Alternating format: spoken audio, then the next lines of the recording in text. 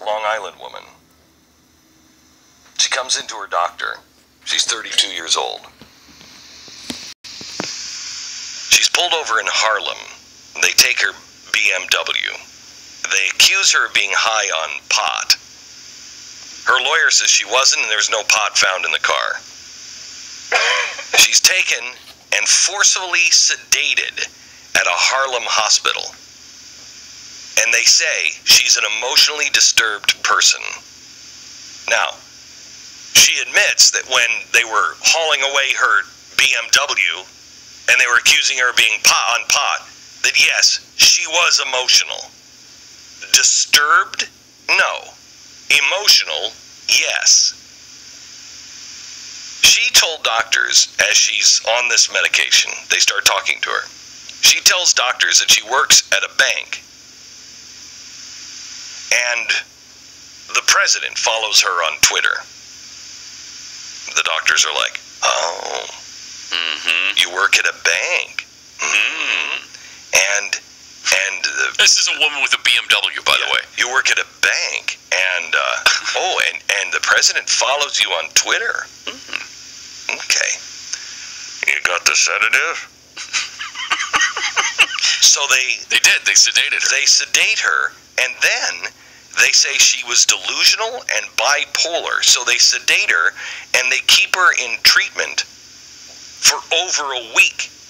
And they're loading her up with all kinds of drugs. Well, as it turns out, she does work at a bank. She's not delusional about working at a bank. And the president does follow her on Twitter.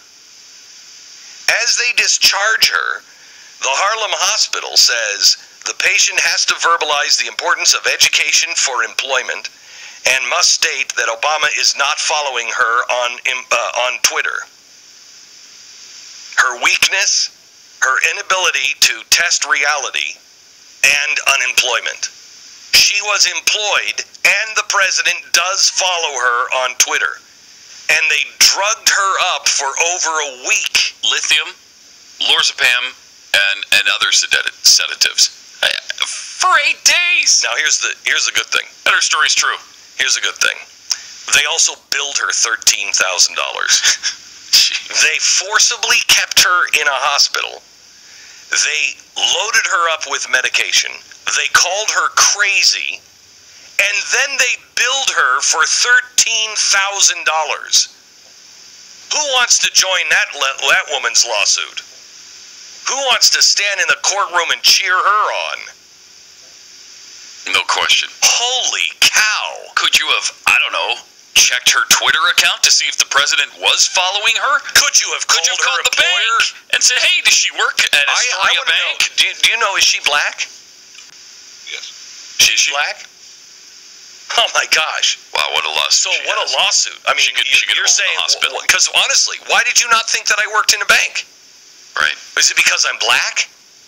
I mean, but seriously, what other reason would you have? And the president's... You don't even call? President's Twitter account follows 640,000 people. She couldn't be one of them? Come on. Right. It's unbelievable. And how did that even come up? And I mean, if you're drugged and you're on lithium and how do you say it? Lorazepam and other sedatives, what is the string of conversation that brings you to President follows me on Twitter? I mean, it could have been, I want my cell phone so I can tweet what you guys are doing, and the president follows me on Twitter, so it will be seen. Holy cow. What are we turning into? Now, I'm going to, I just want to remind you real quick that the Department of Homeland Security official, Jay Johnson, said reading the Quran reminds him of quintessentially American values.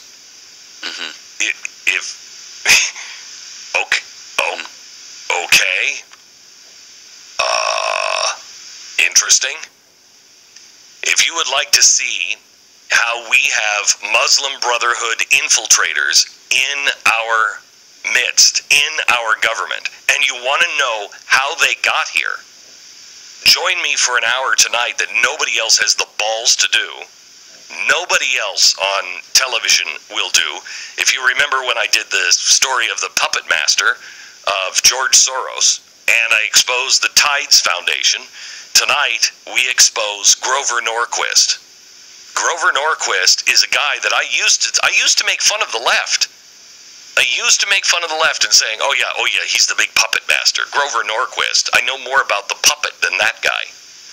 Well, we now know about this guy. And I'm going to show you his friends, and I'm going to show you my friends that say he's a grave danger. And then you're going to have to decide. Tomorrow he's coming on the program to answer the charges of tonight's broadcast. But if you understand the history of the Muslim Brotherhood, if you understand the plan that the Muslim Brotherhood has put into place, you need to watch this show tonight, because Grover Norquist is helping place people who I believe are Muslim Brotherhood operatives.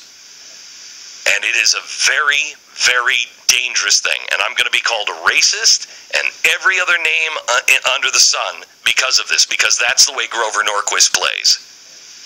He destroys anybody who says this and calls you a racist and Islamophobe. So be it. I'm not afraid. Sticks and stones may break my bones, but names will never hurt me. Facts hurt. Grover Norquist, the facts, tonight at 5, only on The Blaze. If you're not a subscriber to The Blaze, sign up now. This show is well worth watching. An important show tonight at 5. Want to tell you about our sponsor? It's My Patriot Supply.